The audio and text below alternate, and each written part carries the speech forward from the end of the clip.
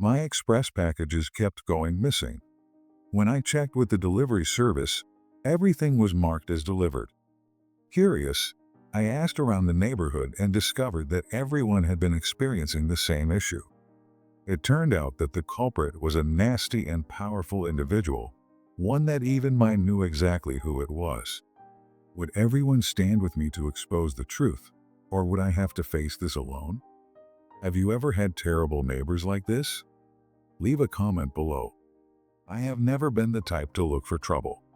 As a single father, all I want is to work hard, raise my two daughters, and enjoy a peaceful life in the gated community I chose for safety.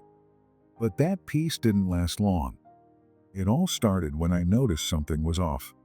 My packages kept disappearing from my doorstep. At first, I thought it was a mistake. Maybe the delivery driver dropped them at the wrong house.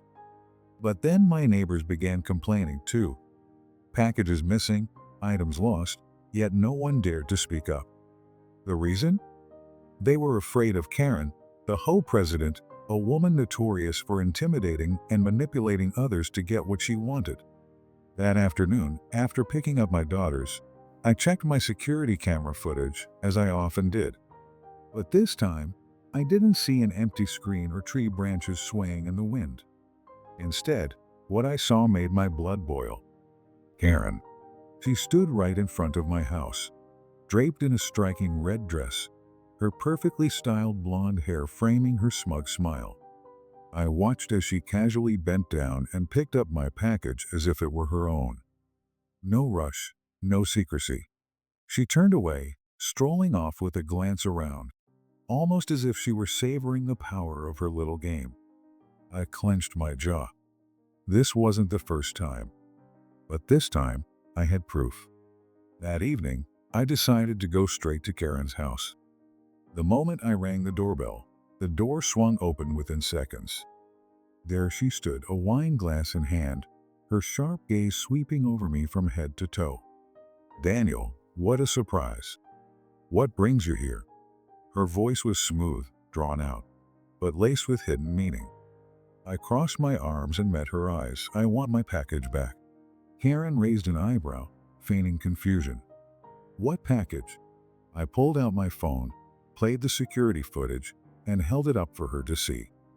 The evidence was undeniable, her, at my doorstep, taking my package as if it was nothing.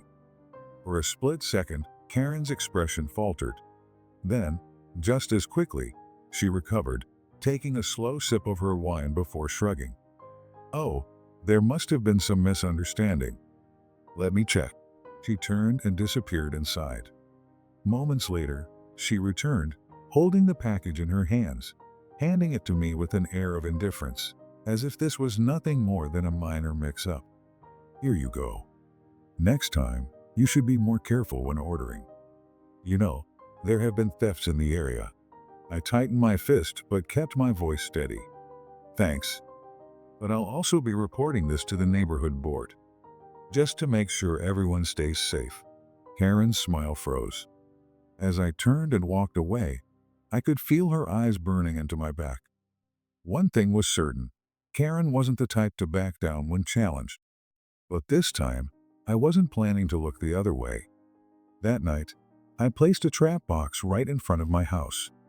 Inside was a skunk, caught by a friend of mine who ran a farm. "She won't be able to resist her curiosity," I muttered, my eyes locked onto the surveillance screen. Sure enough, not long after, a familiar figure crept up Karen. She glanced around warily, then crouched down and touched the box. A sinister smile flickered across her face as she lifted it. "Let's see what you're hiding, Daniel," Karen murmured, sneering. She opened the lid. Hiss! A jet of foul-smelling liquid sprayed directly into Karen's face. She staggered backward, flailing wildly, her mouth agape. And then, Karen's piercing scream echoed through the quiet neighborhood. Windows flew open. Lights flickered on one by one. A few people rushed outside to see what was going on. "What the hell is happening?" Mr. Jeff from next door muttered, rubbing his eyes as he squinted at the scene before him. Karen writhed on the lawn, clutching her face, tears and mucus streaming down. The unbearable stench filled the air, making those nearby wrinkle their noses. A woman whispered, "Oh my God, what happened to her?" A man tried to hold back his laughter, but ultimately turned away, shoulders shaking.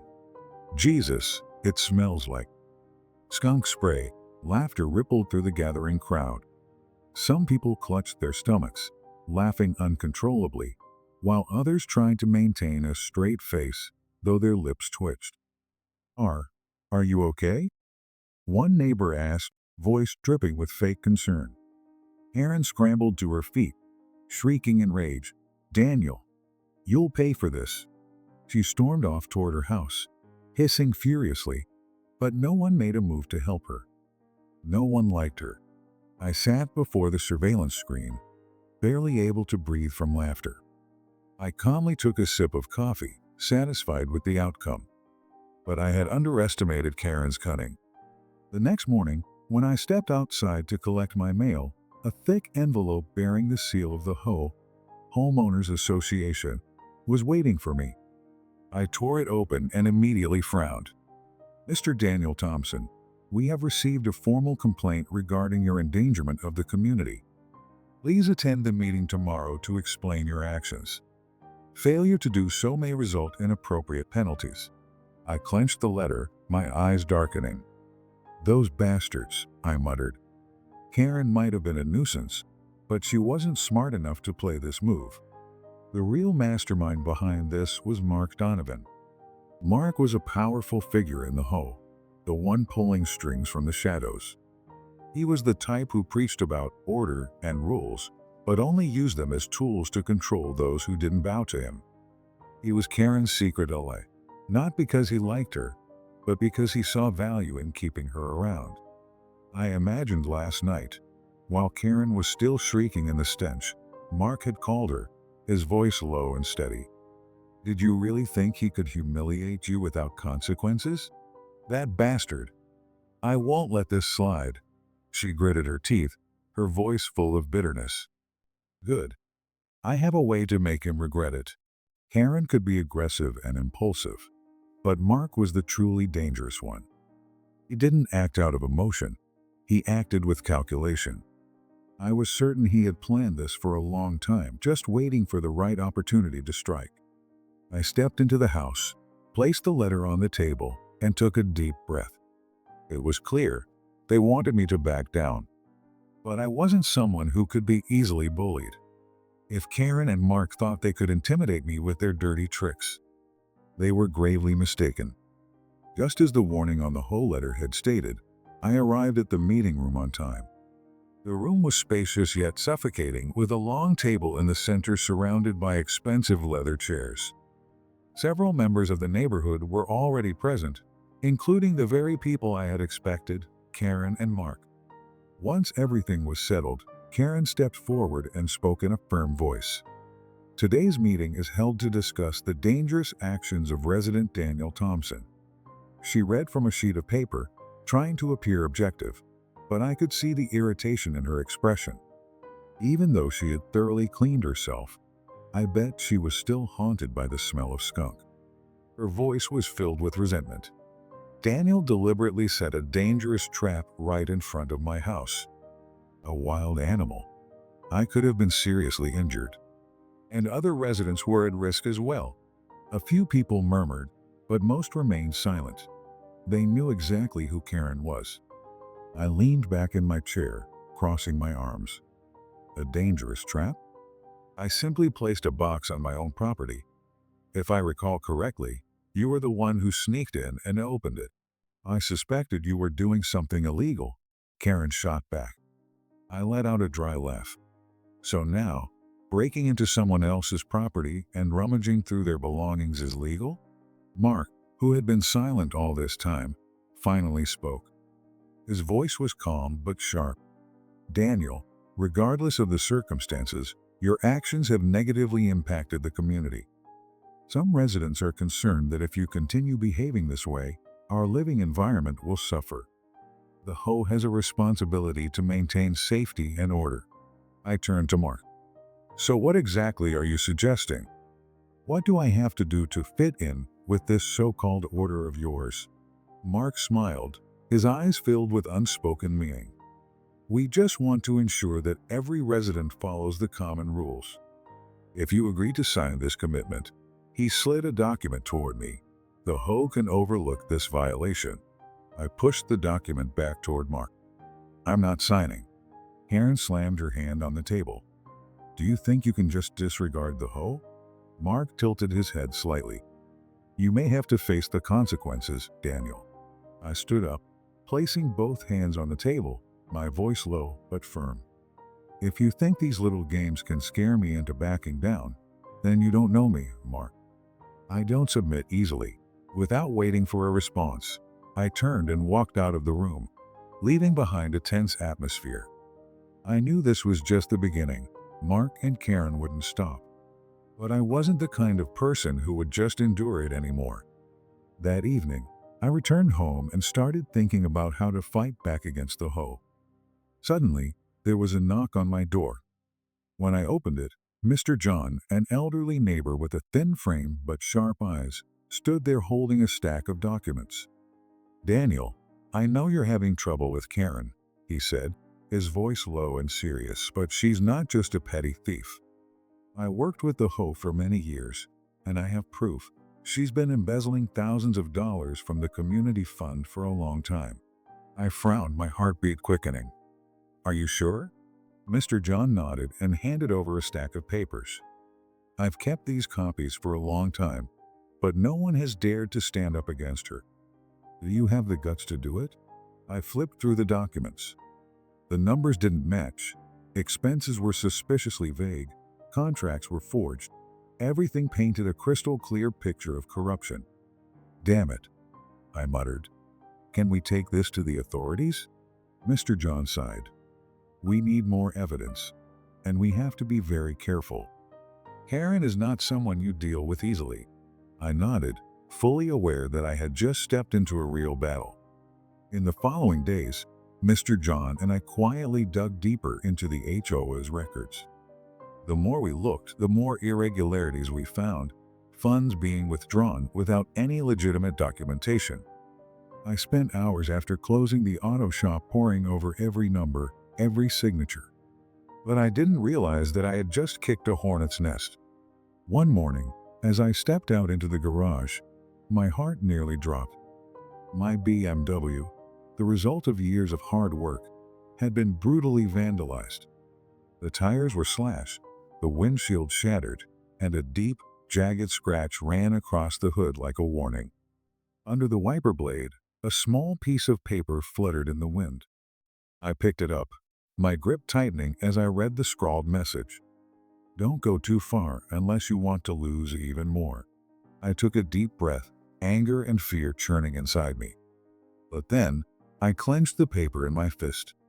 Karen thinks she can scare me into backing off? I muttered, my eyes darkening. Mr. John approached from his house, took one look at the car, and shook his head. I warned you, Daniel. She's dangerous. I looked at him, my voice firm. Then we need to move faster before she covers everything up. This time, I wouldn't back down. Karen didn't stop there. On a stormy night, she broke into my house. I was sitting in my study, a warm cup of coffee on the desk, my eyes fixed on the documents about my uncle's cabin. Outside, the wind howled through the cracks, rain tapping steadily against the roof. Amidst the silence, a faint sound broke through, a quiet clattering, as if someone was opening a drawer. I lifted my head, my heartbeat quickening. Quickly, I opened the hidden security camera app on my phone. The live feed from my living room appeared. Karen was rummaging through everything. Drawers were yanked open, papers scattered across the floor. She bent down, flipping through stacks of documents as if searching for something crucial. Damn it, I whispered, feeling my anger rise. Without hesitation, I called 911, keeping my voice as steady as possible. Police? There's an intruder in my house. I have security camera footage. It's my HOA president. We're on our way. Please remain in place and do not engage." Mr. John nodded and handed over a stack of papers. I hung up the phone, gripping it tightly. But I wasn't the only one watching. Mr. John, my next-door neighbor, along with a few other residents, people who were exhausted by Karen's unchecked power, were silently observing as well. While waiting for the police, I kept an eye on the camera feed. Karen was rummaging through the cabinet next to the sofa. She let out a frustrated hiss. "It has to be here." She had no idea I had anticipated this. All the important documents were safely hidden away. Just minutes later, police sirens blared through the rain. Red and blue lights flashed against the window.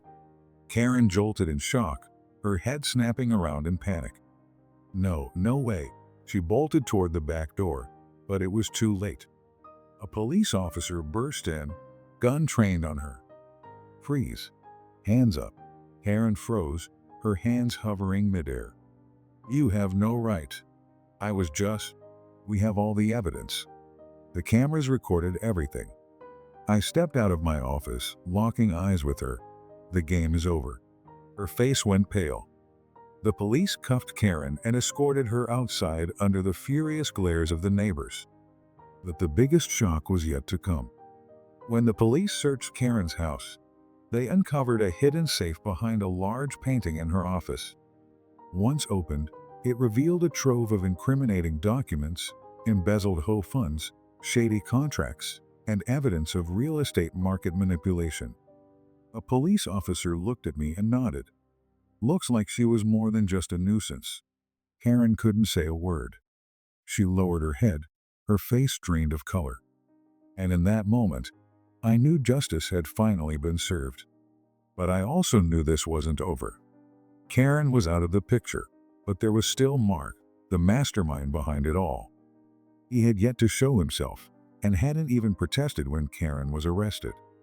But I could feel it. Every time I walked past him, his eyes were always watching. Cold, calculating. One afternoon, as I was reviewing the documents I had gathered about the HOA, Mike, a longtime resident, walked into my auto shop. "Daniel, have you heard the news?" He pulled up a chair, his voice low. "Mark is working behind the scenes, trying to hold on to control. He's got people on the management board." I clenched my fists. I figured, he won't give up easily. Mike nodded. "But this time, we're not going to let him run the show." And so, the community meeting happened. This time, it was bigger than ever. No more quiet complaints or resigned headshakes. People were ready to fight back. "We've had enough." An elderly woman stood up, her voice trembling but firm. "This neighborhood is supposed to be a peaceful home for all of us, not a tool for greedy people to exploit." Another man chimed in. "We demand a vote to reform the HOA immediately." Mark sat there, saying nothing. He just smirked, tapping his fingers lightly on the wooden table. But I could see the irritation lurking beneath his composed exterior. The vote was held. One by one, ballots were counted, hands raised with unwavering resolve. No one was afraid anymore. When the final results were announced, the room erupted. Karen was officially ousted. Mark and his cronies lost their grip on power. I let out a deep breath, relief washing over me. Not because I wanted to be a hero, but because I had realized something. If you want to protect peace, sometimes you have to stand up and fight for it. Have you ever faced abuse of power? Share your story. Please leave a comment and don't forget to click like and subscribe to us to watch the next stories.